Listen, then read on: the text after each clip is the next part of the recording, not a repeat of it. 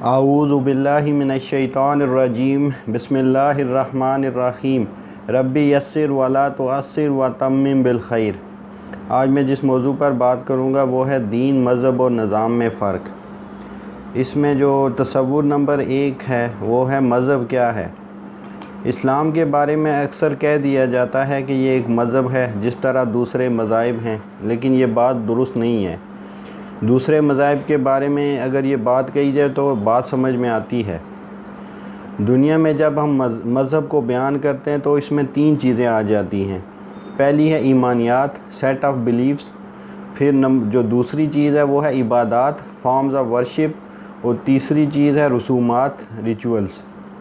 اسلام میں بھی دیگر مذاہب کی طرح اپنے عقائد، عبادات، معاملات اور رسومات سے متعلق ہدایات موجود ہیں، اور دیگر نظاموں کی طرح سیاست، معیشت اور معاشرت سے متعلق بھی احکامات موجود ہیں۔ سب سے پہلے اگر ایمانیات پہ بات کریں تو اسلام میں جو ایمانیات میں ہیں وہ ہے اللہ، آخرت، ملائکہ، رسل، آسمانی کتابوں اور قدر پر ایمان لانا شامل ہے، اور عبادات میں نماز، روزہ، حج، زکوٰۃ ہے، اور رسومات میں جو ہیں عقیقہ، نکاح، جنازہ وغیرہ۔ اسی طرح دیگر مذاہب میں بھی یہ باتیں آپ کو نظر آتی ہیں۔ اگر عیسائیت کو لیں تو ایمانیات میں عقیدہ تثلیت ہے، عیسیٰ کو خدا کا بیٹا ماننا اور کفارہ وغیرہ، اور عبادات میں جو عیسائی اتوار کے دن گرجا گھر میں جا کے مخصوص عبادات کرتے ہیں، اور رسومات میں عیسائیوں کی بھی پیدائش، شادی بیاہ اور وفات پر مخصوص رسومات ہیں۔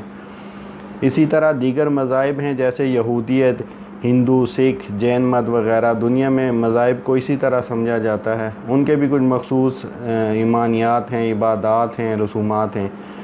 چنانچہ اسلام دیگر مذاہب کی طرح محض ایک مذہب نہیں ہے، اور نہ ہی دیگر نظاموں کی طرح محض ایک نظام ہے، بلکہ یہ ایک دین ہے، یہ ایک مکمل ضابطۂ حیات ہے جس کے احاطے میں انسانی زندگی کے تمام پہلو آ جاتے ہیں۔ سب سے پہلے ہم نظام کو سمجھتے ہیں۔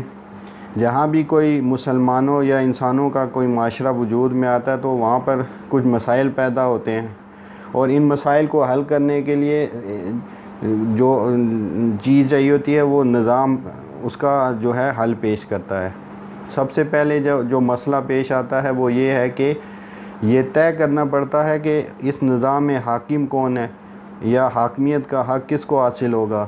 یہ بہت بڑا مسئلہ ہے، اور اسے طے کیے بغیر کوئی بھی معاشرہ وجود میں نہیں آ سکتا۔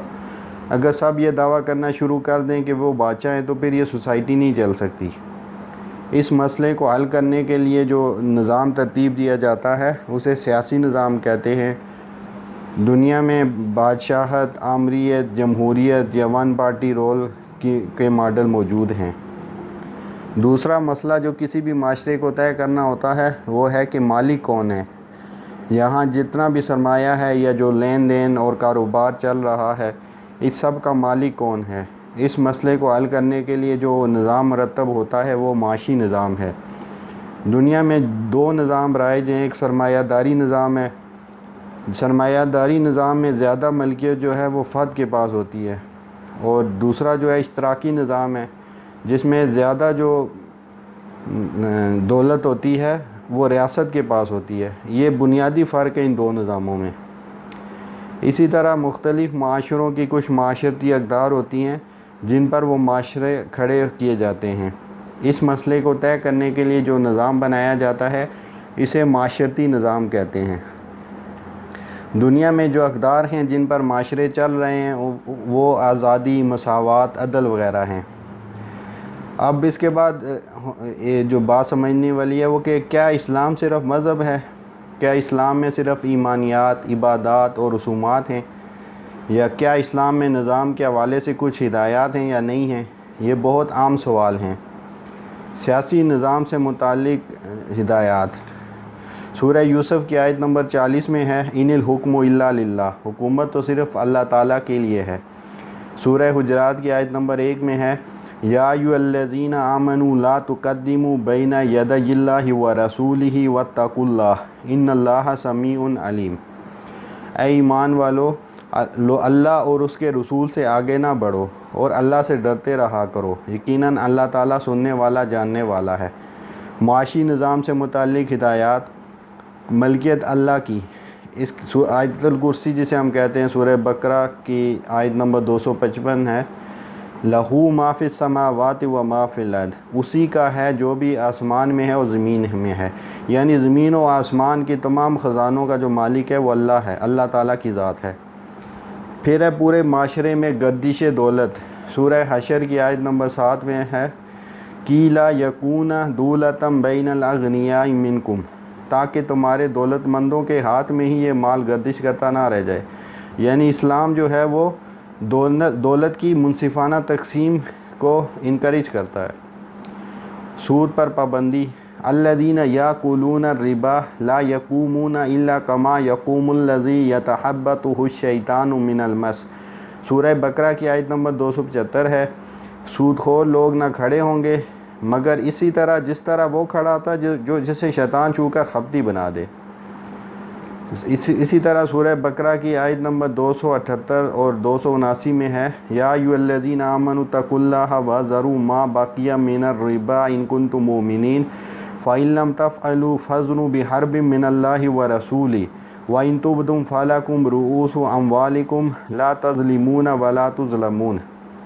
اے ایمان والو، اللہ تعالیٰ سے ڈرو اور جو سود باقی رہ گیا ہے وہ چھوڑ دو اگر تم سچ مچ ایمان والے ہو، اور اگر ایسا نہیں کرتے تو اللہ تعالیٰ سے اور اس کے رسول سے لڑنے کے لیے تیار ہو جاؤ. ہاں اگر توبہ کر لو تو تمہارا اصل مال تمہارا ہی ہے، نہ تم ظلم کرو نہ تم پر ظلم کیا جائے.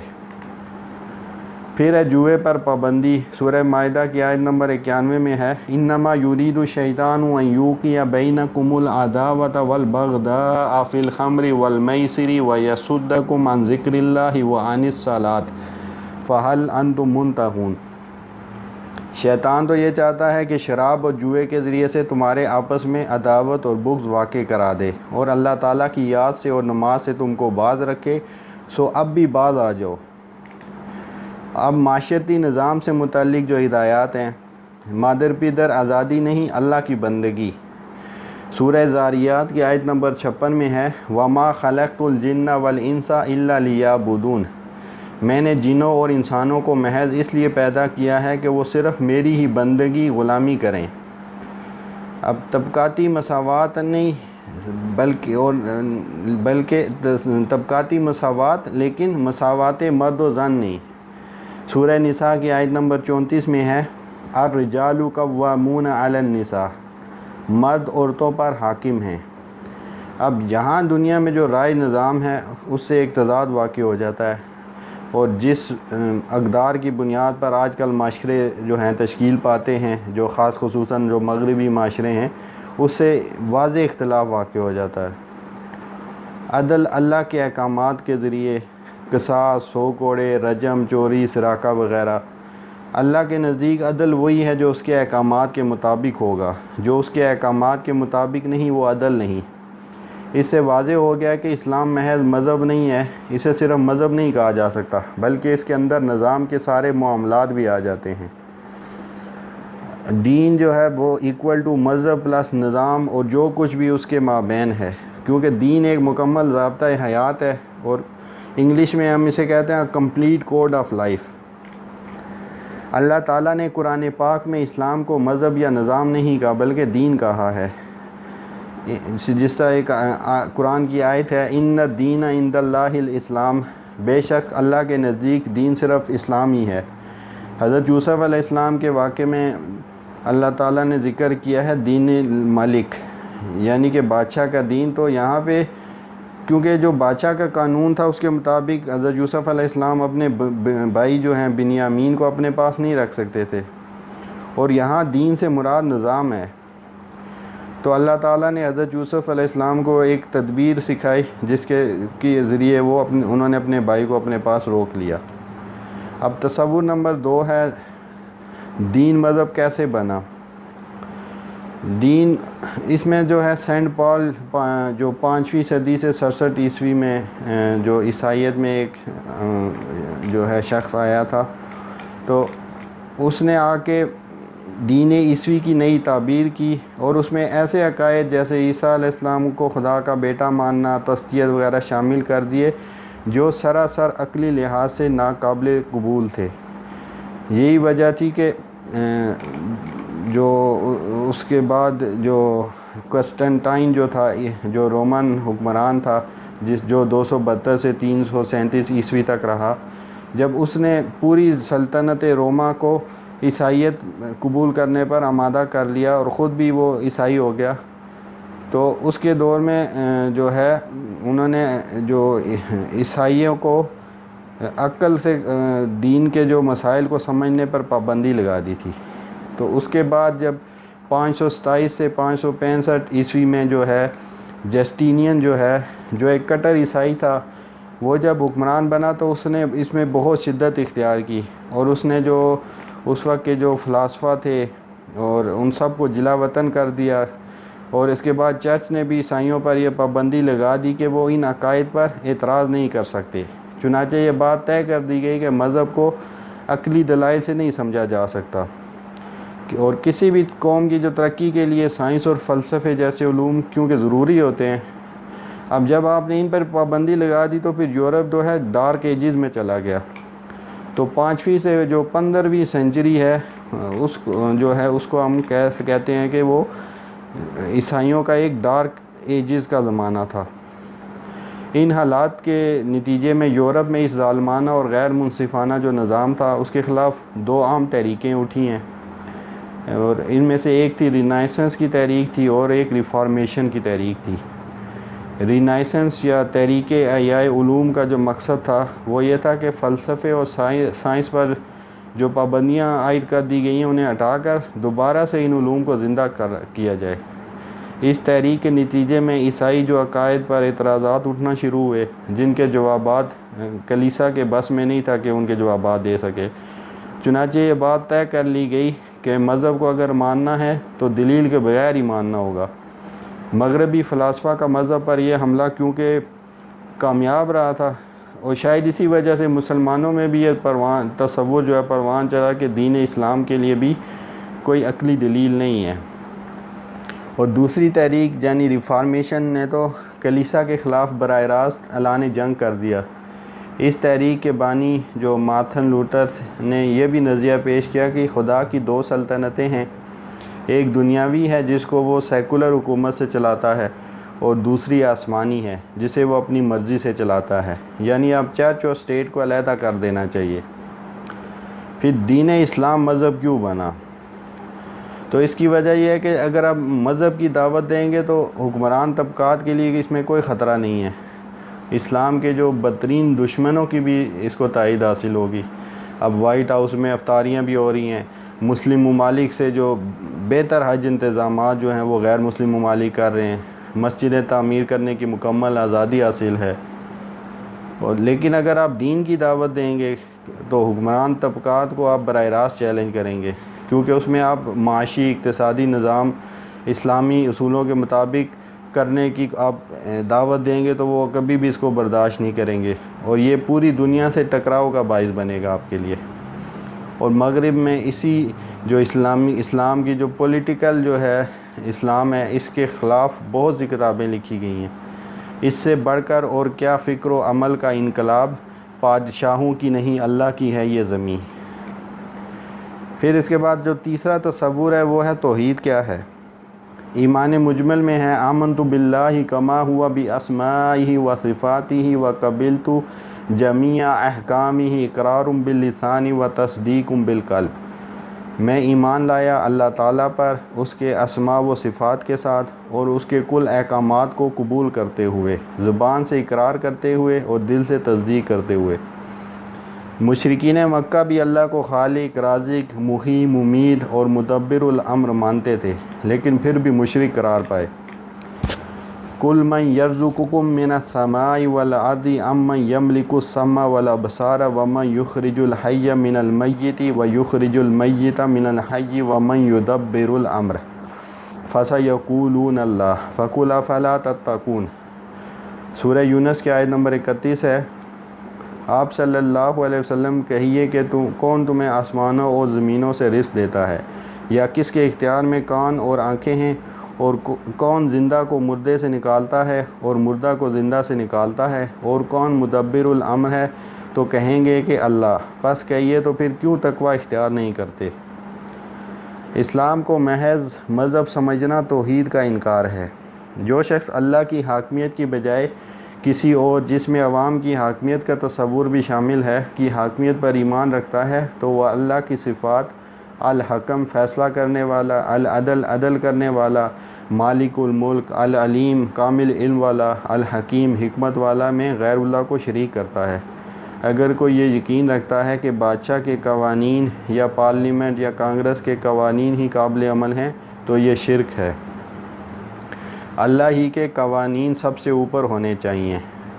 سورہ توبہ کی آیت نمبر 31 میں ہے، اتخذوا احبارهم ورهبانهم اربابا من دون الله والمسیح ابن مریم وما امروا الا لیعبدوا الہا واحد لا الہ الا ہو سبحانہ عما یشرکون۔ ان لوگوں نے اللہ کو چھوڑ کر اپنے عالموں اور درویشوں کو رب بنایا ہے، اور مریم کے بیٹے مسیح کو، حالانکہ انہیں صرف ایک اکیلے اللہ ہی کی عبادت کا حکم دیا گیا تھا، جس کے سوا کوئی معبود نہیں، وہ پاک ہے ان کے شریک مقرر کرنے سے۔ عدی بن حاتم جو کہ پہلے عیسائی تھے، جب انہوں نے اسلام قبول کیا تو انہوں نے نبی پاک سے بہت سارے سوالات کیے۔ ان میں سے ایک سوال اس آیت کے متعلق بھی تھا کہ اس آیت میں جو ہم پر اپنے علماء اور درویشوں کو رب بنا لینے کا جو الزام لگایا گیا ہے، اس کی حقیقت کیا ہے؟ کیونکہ وہ یہ سمجھ رہے تھے کہ ہم تو ان کو رب تو نہیں بناتے۔ تو اس پر نبی پاک علیہ السلام نے انہیں جواب ارشاد فرمایا کہ کیا یہ حقیقت نہیں کہ جو یہ حرام قرار دیتے ہیں تم اس کو حرام مانتے ہو، اور جو یہ حلال قرار دیتے ہیں تم اس کو حلال مانتے ہو؟ تو اس پر انہوں نے جواب دیا کہ ہاں، ہم ایسا تو ہم ضرور کرتے رہے ہیں۔ اس پر رسول اللہ صلی اللہ علیہ وسلم نے فرمایا کہ بس یہی ان کو رب بنا لینا ہے۔ یہ ترمذی شریف کی حدیث ہے۔ اس کے بعد ہے تصور نمبر 4 ہے کہ دین کے تقاضے۔ انسان کے پاس 2 آپشن ہیں، یا تو وہ دین کے تمام تقاضوں پر عمل کرے اور براہ راست جنت میں چلا جائے۔ دوسرا آپشن جو اللہ کی رحمت کا مظہر ہے کہ اللہ کی رحمت ہے کہ وہ انسان کو اس نے گناہوں کے باوجود بھی جو ہے اپنی لغزشوں کے باوجود بھی جنت میں جانے کا ایک موقع دیا ہے کہ انسان اگر شرک نہ کرے تو وہ اپنے گناہوں اور لغزشوں کی سزا جہنم میں کاٹ کر جنت میں جا سکتا ہے۔ جنت میں براہ راست جانا اتنا آسان نہیں ہے، بہت مشکل ہے۔ اس کے لیے کچھ تقاضے ہیں جنہیں پورا کرنا پڑے گا، چاہے وہ ہماری طبیعت کے تقاضے طبیعت پر گراں گزریں۔ معاشرے میں آج کل دین کے تقاضے بہت آسان کر کے پیش کیے جاتے ہیں۔ امت کا اس پر اجماع ہے کہ گناہگار مسلمان بھی اپنی سزا پوری کر کے جنت میں انشاءاللہ ایک نہ ایک دن چلے جائیں گے، لیکن جس نے کفر کر لیا یا شرک کر لیا تو وہ کبھی بھی جنت میں نہیں جا سکے گا۔ اب پہلا فرض جو ہے وہ ہے عبادت۔ عبادت اور عبادات میں فرق۔ اللہ کا تقاضا ہے اعبدوا ربکم، جس کے معنی ہے اللہ کی غلامی اختیار کرو۔ اب غلامی اور نوکری میں کیا فرق ہے؟ غلام جو ہے وہ اپنے آقا کا کلی اطاعت اس پر لازمی ہوتی ہے اور وہ ہر وقت اس کے حکم پورے کرنے کا پابند ہوتا ہے، جبکہ نوکر جو ہوتا ہے کسی خاص کام اور کسی خاص وقت کے لیے جو اپنے امپلائر کی اطاعت کا پابند ہوتا ہے۔ اللہ کی غلامی اور مخلوق کی غلامی میں فرق۔ سورہ ذاریات کی آیت نمبر 56 ہے، وَمَا خَلَقْتُ الْجِنَّ وَالْإِنسَ إِلَّا لِيَعْبُدُونِ، میں نے جنوں اور انسانوں کو محض اس لیے پیدا کیا ہے کہ وہ صرف میری ہی بندگی غلامی کریں۔ سورہ بقرہ کی آیت نمبر 21 میں ہے، یا ایھا الناس اعبدوا ربکم الذی خلقکم والذین من قبلکم لعلکم تتقون، اے لوگو بندگی اختیار کرو اپنے رب کی جس نے تمہیں بھی اور جو تم سے پہلے تھے ان کو بھی پیدا کیا، اسی میں تمہارا بچاؤ ہے۔ ہم عبادت کو عبادات سمجھ بیٹھے ہیں، جس کی وجہ سے ہمارے معاملات بہت خراب ہو گئے ہیں۔ اب حاجی نمازی بھی ہیں لیکن معاملات میں اتنے خراب ہیں کہ لوگ ان سے پناہ مانگتے ہیں۔ یہ عبادت کا ایک محدود تصور ہونے کی وجہ سے ایسا ہوا ہے۔ عبادت کا صحیح مفہوم اللہ کی محبت سے سرشار ہو کر دلی آمادگی کے ساتھ اس کی مکمل اطاعت۔ سورہ بقرہ کی آیت نمبر 85 ہے، افتؤمنون ببعض الکتاب وتکفرون ببعض فما جزاء من یفعل ذلک منکم الا خزی فی الحیاۃ الدنیا ویوم القیامۃ یردون الی اشد العذاب وما اللہ بغافل عما تعملون۔ کیا تم ہماری کتاب کے ایک حصے کو مانتے ہو اور ایک کا انکار کرتے ہو؟ بس تم میں سے جو کوئی بھی یہ حرکت کرے گا اس کی سزا اس کے سوا کچھ نہیں کہ دنیا میں اسے ذلیل و خوار کر دیا جائے اور قیامت کے دن اسے شدید ترین عذاب میں جھونک دیا جائے، اور جو کچھ تم کرتے ہو اللہ اس سے غافل نہیں ہے۔ اسی طرح اللہ تعالیٰ نے اہل ایمان کو پورے کے پورے اسلام میں آنے کا حکم دیا ہے۔ اس آیت سے ظاہر ہو رہا ہے کہ اللہ کو مکمل اطاعت مطلوب ہے، جزوی اطاعت قابل قبول نہیں ہوگی۔ یا ایھا الذین آمنوا ادخلوا فی السلم کافۃ ولا تتبعوا خطوات الشیطان انہ لکم عدو مبین۔ سورہ بقرہ کی آیت نمبر 208 ہے۔ اے ایمان لانے والو، اسلام میں پورے کے پورے داخل ہو جاؤ اور شیطان کی اطاعت مت کرو، وہ تمہارا کھلا دشمن ہے۔ وما علینا الا البلاغ۔